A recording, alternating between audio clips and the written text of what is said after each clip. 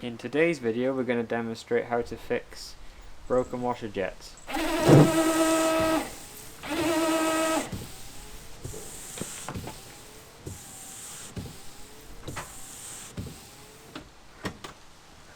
So as you could hear, the motor was going but no water, and this is due to a clogged filter.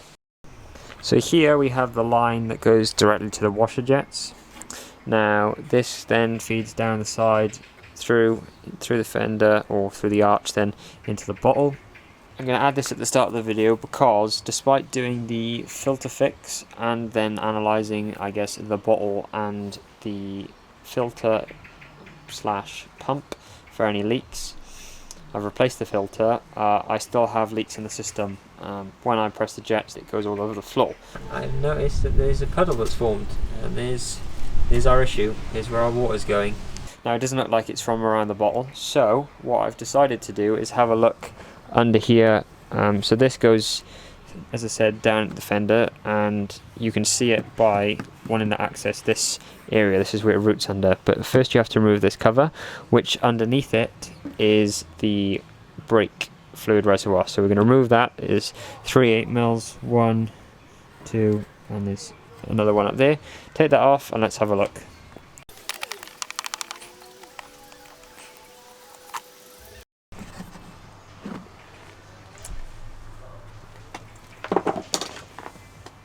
And by the sign of some water here, I think we might have found a culprit. So this window here that we've now accessed is actually where you can see where the jets run. So as I said about the pipe coming in earlier from the bottle, so this then feeds through to this pipe here and tees off into each jet. So there's one this side, and now there's another cover like that on the other side of the car for the other jet. Now in fact I've already spotted the issue. So the T-piece that goes in fact was loose, so just push it in. That should solve all of the issues that we've been having. So make sure your pipes are tight onto the T-pieces, and also the T-piece is actually all the way in on the jet. And if we test, we should now see some water flowing. So now when we press the washer jets, they should work.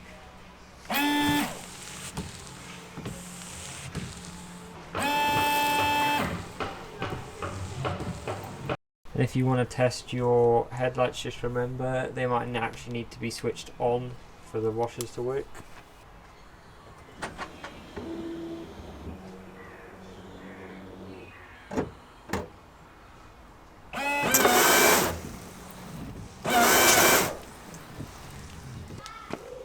I think that's a success. So let's start where the filter is located. It's underneath behind the arch liner, buried here on the fender, so that's the driver's side for UK cars, so the right hand side of the car. To access it then, it's a wheel off job and the arch liner, and I'll show you how to do that now. Step 1, break off the wheel nuts.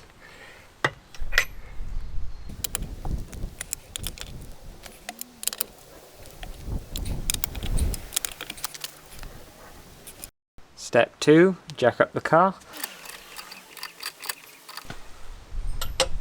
Now the car's up in the air, time to remove the wheel bolts.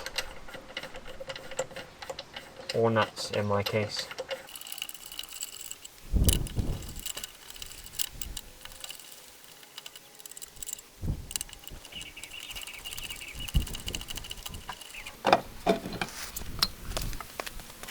So taking off your wheel will reveal the arch liner, and we will be focusing on this left hand side here. Starting from the bottom and working our way up, we have 1, 2 8mm and a 10mm here, and we'll rip that off first.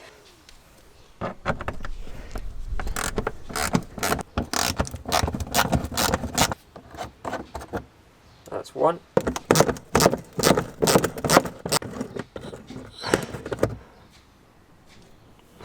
That's our 2.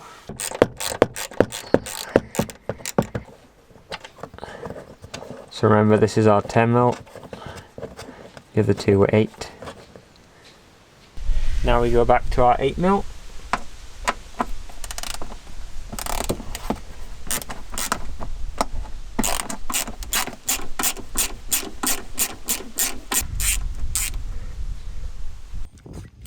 So looking underneath the car to get the arch liner off the lower part here, we have 1, 2 T27 star bits and 1, 2, 3 8mm.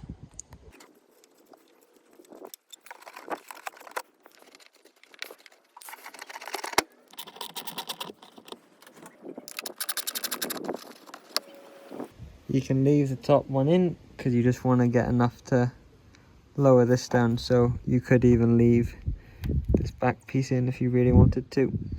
So the reasoning for being under the car and taking those off was to remove this so you have better access to remove the arch liner. So we're going to go up onto the front, back to the 8mm.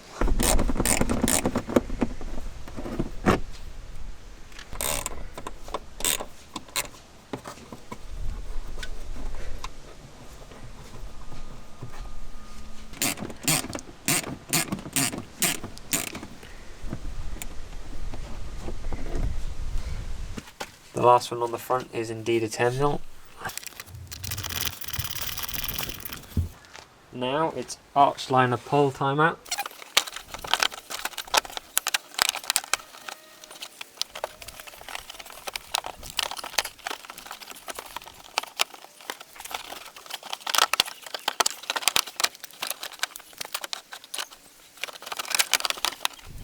Now it's entirely out of you if you'd prefer to completely remove the rear half of the arch liner or not for access. But yeah, we're looking, here is your washer bottle, and we're going to get to the filter, which is located here as well. So I've moved a bit more of the arch liner out of the way, and we now need to disconnect this clip on the washer bottle filter line. So with a trim remover tool, you just want to get behind here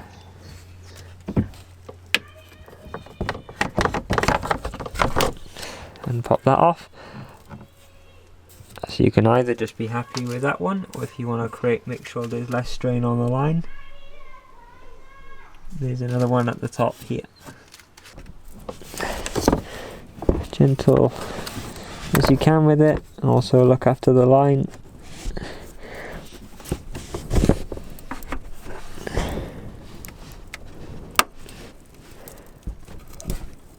We got it without snapping it, just about. So that's those are removed now, so that means that this line is now able to move freely. So the washer bottle fills the arch here, and we just want to take this 10mm off here, and it allows us to move it and have better access to the filter. There we go, 10mm out. So with the 10mm out, we can now have access to the filter. Now if you've done exactly what I've done and initially thought, oh, maybe they're not working because the washer fluid is empty, you've gone and topped it up. So now I have a full washer bottle, so when we empty these filters, the bottle's just going to go out. So I'd recommend having something below. I've just got a little pot and hope that'll collect the water instead of just going all over the garage or the driveway where you're doing this. These will vary depending on which E9X model you have, but on all of them, the big black one will be your front headlight washers. The next one will be your front windscreen. Being this is a E92, so a coupe, you'll only have the one for your front windscreen because there's no rear screen washer or wiper. Now for the rear, if you did have one like an E91, then you will have a second filter here, which will be your rear jets. But since this is an E92, there's only the one. So let's attempt prying it out from around the back. And yeah, be ready to collect that water. Bit of manipulation.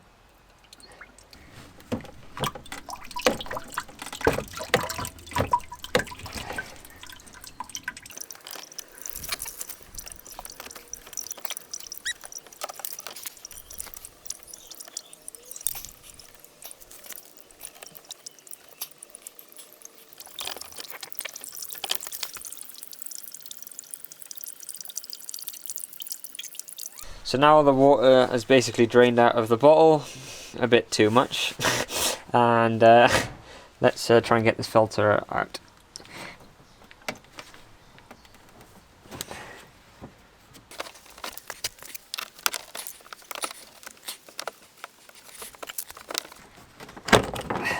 There we go, finally. So something to be aware of and to look out for, because nothing ever goes to plan with cars. So you have this rubber grommet on the bottom of here, and there's a white part which is actually your filter, which is what gets gunked up. Now when you're pulling the filter slash pump out of the washer bottle, the grommet is naturally in the hole, and well, the white filter piece is going to pull out and ends up in your washer bottle. So if yeah, time to fish that out. So be wary of trying to not to do that, but that will typically happen. So you can either play kind of moving it around and get it loose, or my idea is try and get some tweezers or needle nose kind of pliers in there and try and fish it out myself.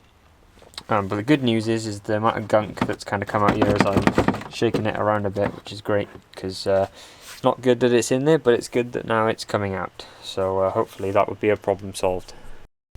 So if you are in the unfortunate position like me, and you've dropped the filter from the pump inside of the bottle, so obviously different ways you could go about it.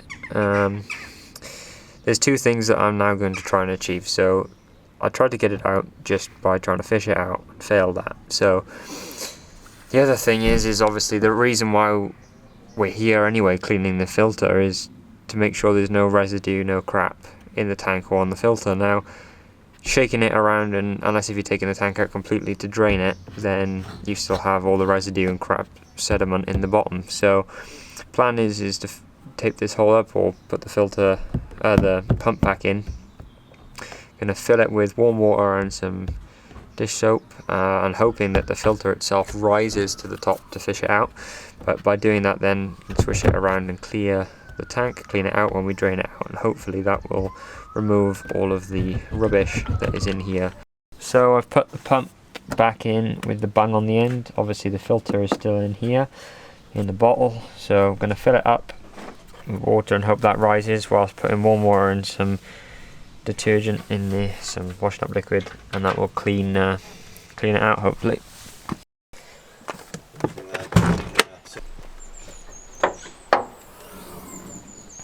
To clean the washer bowl out, I'm going to use some washing up liquid, household favourite, and that's going to allow, mixed with some warm water, to clean out all the mould in the bottle. So you can either add a bit through the top, or you could put it directly in through the hole.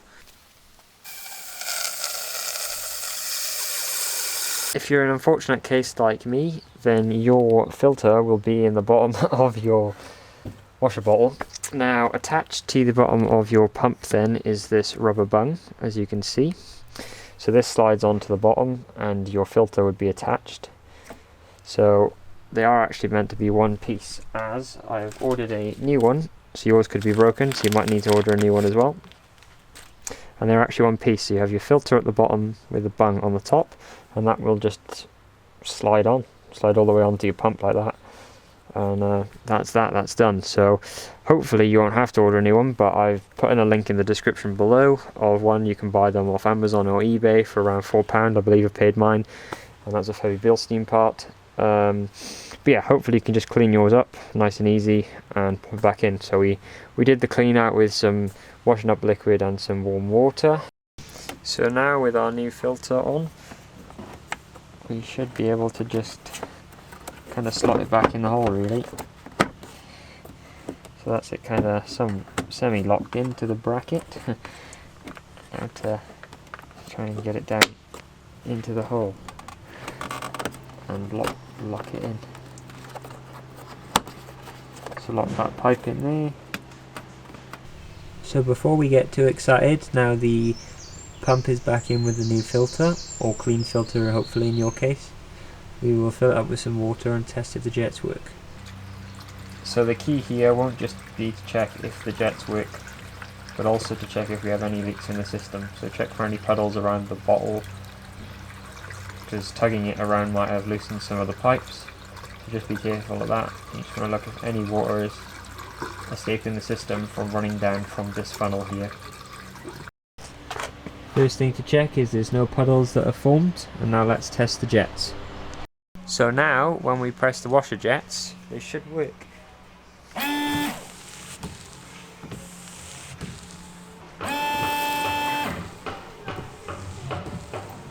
And if you want to test your headlights, just remember they might actually need to be switched on for the washers to work.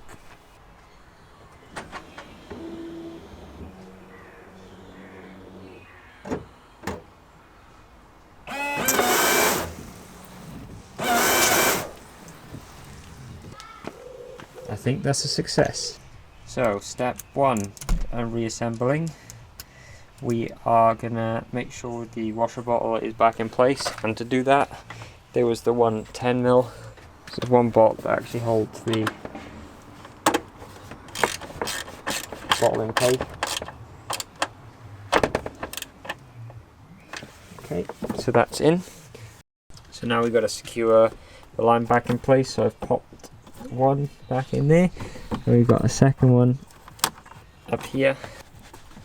So that's both of those. So that's the line from the pump to the jets. There is also the line for the filler neck that pops in at the back there. Now once this is in, those filter lines, that should be everything from the bottle side of things plumbed back in. So now we can cover it back up with the arch liner.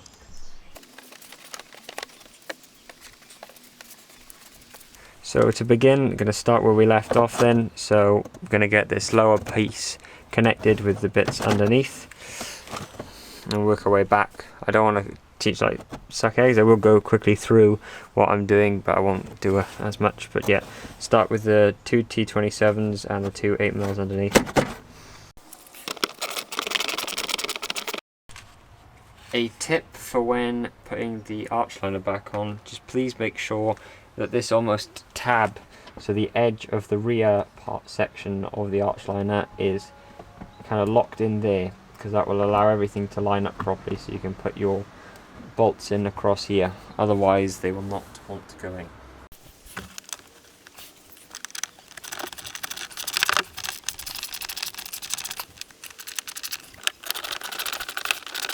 So our last of the 8mm. And now onto the 2 10mm. Here goes the first of the 10s.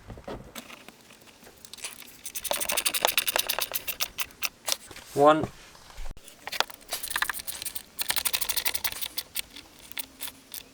Two. And now you should have a complete arch liner. So just smack the wheel back on, make sure to tighten it up, torque it up, and job's a good one.